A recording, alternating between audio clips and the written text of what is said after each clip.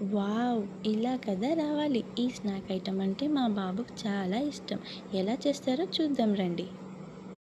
మనం నైట్ చేసిన అన్నం మిగిలిపోయి ఉంటుంది కదండీ! ఆ అన్నంను ఇలా ఎండబెట్టుకోవాలి. ఇంత అన్నం వేస్ట్ అయినా అని పడేసే బదులు ఒక్కసారి ఇలా ట్రై చేసి చూడండి.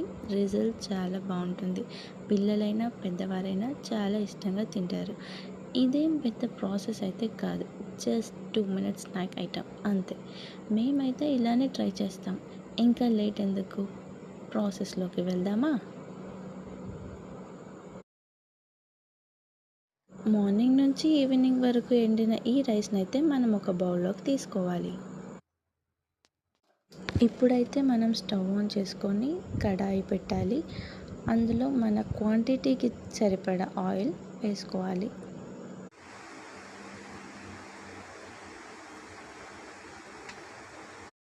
ఆయిల్ అయితే హీట్ అయిపోయింది. ఇప్పుడు మన డ్రైడ్ రైస్‌ని వేయించుకోవడమే. చూడండి ఎంత క్రిస్పీగా వస్తుంది.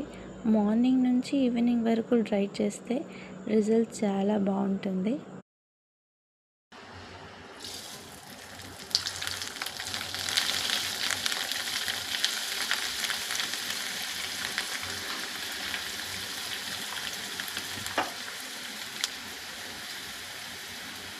ఆయిల్ అబ్జార్ప్షన్ కోసం నేను ఇక్కడ టిష్యూ యూస్ చేశానండి. మీరైతే న్యూస్ పేపర్ కూడా యూస్ చేసుకోవచ్చు.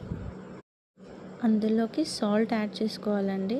యాక్చువల్గా అయితే నేను రైస్లోకి యాడ్ చేశాను, అందుకే చాలా లైట్గా యాడ్ చేసుకుంటున్నాను. ఇందులోకి కొంచెం కారం యాడ్ చేసుకుంటున్నాను.